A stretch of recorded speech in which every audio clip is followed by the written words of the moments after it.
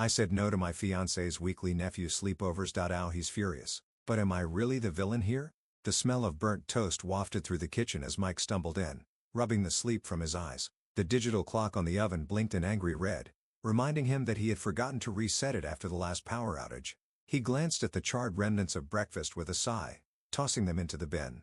It had been one of those weeks, long nights at the office, followed by even longer nights at home, trying to make up for lost time with the kids.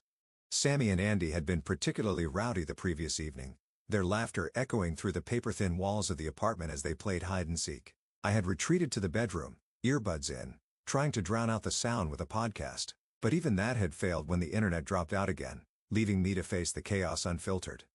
Mike's phone buzzed with an urgent message from work, summoning him back to the office, but the screen remained eerily dark, plunging him into a silent panic. He had been so tired that he hadn't noticed it was out of charge. He fumbled for the charger, his heart racing as he hoped it was just a simple battery issue.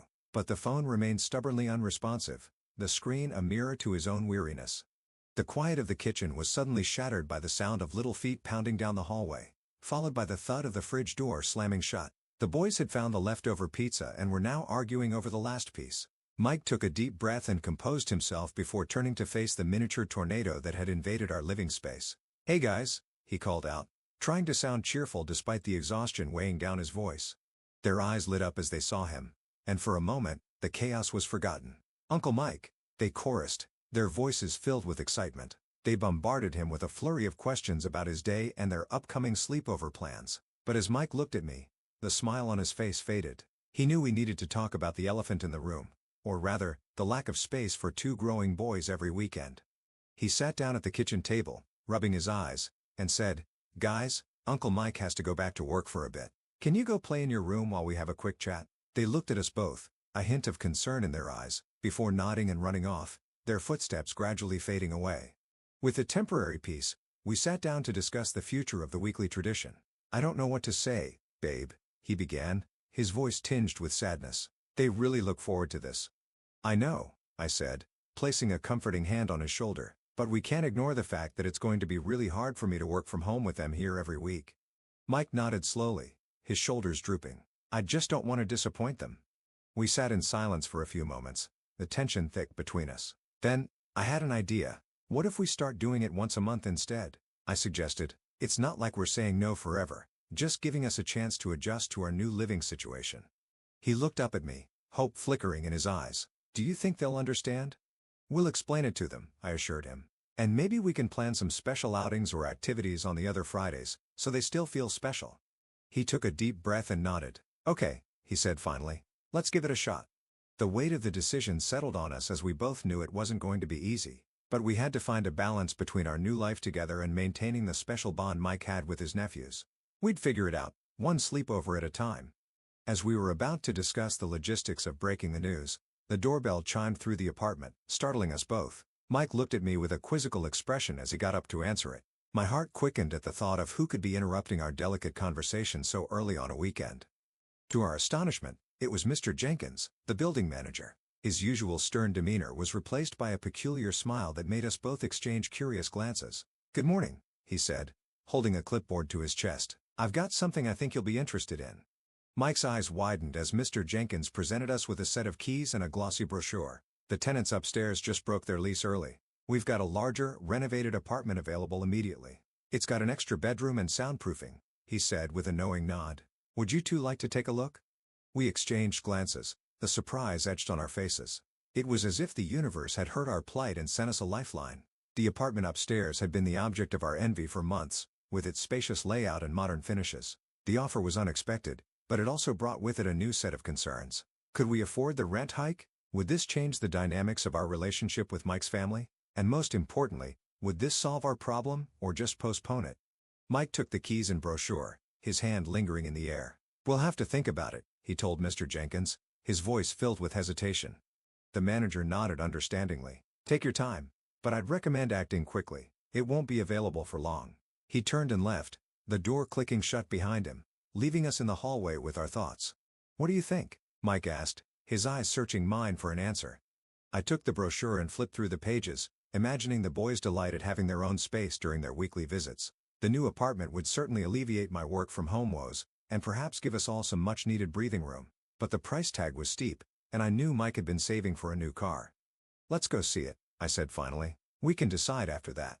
The stairs creaked beneath us as we climbed to the second floor. The door to the apartment swung open, revealing a pristine space that was a stark contrast to our cluttered abode. The walls were freshly painted in calming shades of blue, the floor gleaming with new hardwood. There was an office space, separate from the main living area, that would serve as my sanctuary from the kids' noise, and the bedroom for the boys had a closet that was almost as big as ours. As we walked through the apartment, the potential grew more tantalizing. The soundproofing was a game-changer. We could host sleepovers without disturbing my work. Yet, the thought of leaving the comfort of our current home and the memories we had built there was bittersweet. Mike looked at me, the excitement in his eyes now tempered by doubt. "Is this what we want?" I took a deep breath and let out a slow exhale. "It's a big change," I admitted. "But maybe it's the solution we need." We stood in the doorway of the potential new apartment, the future stretching out before us like a blank canvas. It was a chance to redefine our boundaries and create a new normal that worked for everyone. But first, we had to navigate the delicate conversations with his family and decide if this was truly the path we wanted to take. As we were about to leave, a knock sounded from the door across the hall. A tall, mysterious-looking woman with piercing blue eyes and a warm smile greeted us. "Hello," she said, extending her hand. "I'm Lila. I heard you're considering moving in here." Mike took her hand with a confused smile. "Yes, we're just looking around," he replied. Lila's eyes twinkled with mischief. "Well, if you do decide to take the plunge, I might have an offer that could sweeten the deal." She leaned in closer and lowered her voice. "I'm a professional nanny with a knack for crafts and keeping little ones entertained. I'd be more than happy to help out with the boys on Friday nights. In fact," she said, her smile growing wider, "I might even be able to convince them that crafts with Auntie Lila are more fun than video games." I couldn't hide my shock, but Mike's eyes lit up with hope. "Really?" Lila nodded. "Really. I've noticed how much you both care for your nephews, and I can see it's been a bit of a juggling act. I'd be happy to lend a hand." She paused, then added, "And it turns out we have a bit of history together." Her words sent a jolt of curiosity through me. What kind of history could we possibly have with this stranger? But before I could ask, she continued, "I used to work with Sammy and Andy's mom. She was a dear friend of mine. When she passed away, I promised to look out for those two rascals." The revelation hit Mike like a ton of bricks. His sister had never mentioned this connection, and the realization that his nephews had an extended family right here, in our building, was both surprising and heartwarming. It was as if the universe had sent us not just a solution, but a sign that we were on the right track. "Thank you, Lila," Mike managed to say, his voice thick with emotion. "We'll definitely keep that in mind." As we left the apartment, the weight of our decision had shifted. With Lila's help, the burden didn't feel so heavy anymore. We had an unexpected ally, a lifeline in the form of a kind neighbor who understood the complexities of blended families and the need for balance. Mike turned to me, his eyes brimming with hope. "Maybe this could work," he said. "We could still have the sleepovers, but with a little extra help." The thought of Lila's calming influence and her bond with the boys made me feel a bit better about the whole situation. "Let's talk to your sister first," I suggested. "Make sure she's okay with it." Mike nodded, already pulling out his phone to make the call. "You're right, but I have a good feeling about this." The conversation with Mike's sister was surprisingly positive. She was thrilled to hear about Lila and the possibility of her being a part of the boys' lives. It seemed that she had known her too, and had only the best things to say about her. With her blessing, we were one step closer to making the leap into the unknown. The following Friday, as we prepared to tell Sammy and Andy about the potential move, Lila knocked on our door, a bag of art supplies in hand. "I thought we could break in the new place with a little crafting," she said, winking at me. "If you decide to take it, of course." The boys' faces lit up at the sight of the glitter and paint, and suddenly the apartment didn't seem so small anymore. The four of us sat down in the empty living room, surrounded by the promise of new beginnings and the comfort of an old friendship rediscovered. As we painted and laughed, the walls of our future home felt less like a prison and more like the backdrop to a new chapter in our lives, one that included not just us, but an extended family we never knew we had. The tension between Mike's love for his nephews and my need for a quiet workspace began to unravel, revealing a tapestry of shared moments and memories that could only grow richer with time. The decision was still ours to make, but the path ahead looked a little brighter with Lila by our side. But as we were about to sit down and talk it over with Sammy and Andy, the doorbell rang again. This time, it was an unexpected face that greeted us, Mike's long-lost brother, Tom, who we hadn't seen in years. His grin was infectious, and the boys' eyes went wide with excitement as he scooped them up in his arms. "Uncle Tom," they squealed, burying their faces in his neck.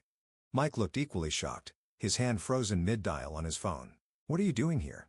Tom chuckled and set the kids down. "I got your mom's email about the wedding," he said. "Thought it was time I crashed the party." The room was filled with laughter and stories of the past as Tom regaled us with tales of his travels. He had always been the adventurous one, the sibling who'd chosen the road less traveled. And as he spoke, a new idea began to form in my mind. "Mike," I whispered, tugging at his shirt sleeve. "What if Tom took the boys on weekend adventures?" Mike's eyes widened, and he looked from me to Tom and back again. "You wouldn't mind?" Tom's smile grew.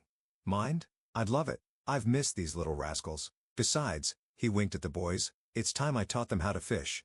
The twist in our weekend routine was as surprising as it was welcome. With Tom back in the picture, the pressure of hosting sleepovers every weekend lifted, and a sense of unity grew within our extended family. The boys were thrilled at the prospect of exploring the city with their uncle, and Mike and I could finally enjoy our weekends without the stress of juggling work and playtime. We sat down with the kids and Tom, explaining our situation and the idea of the weekly adventures. The excitement on their faces was worth any potential inconvenience. Tom promised them hikes in the nearby forest, trips to the zoo, and even a surprise visit to an indoor rock climbing gym. The thought of them bonding and creating memories was priceless. Mike's mother was overjoyed when she heard the news. "It'll be just like old times," she said, her eyes misting over. "Your dad would be so happy to see you all together." And so it was decided. Our weekends transformed into a series of excitement and anticipation, with Tom taking the reins on Friday nights. The sleepovers didn't end. They just evolved, and the apartment no longer felt too small for our growing family. Instead, it became a cozy haven we looked forward to returning to after our weekly escapades. The first Friday with Tom went off without a hitch. The boys were up early, packing,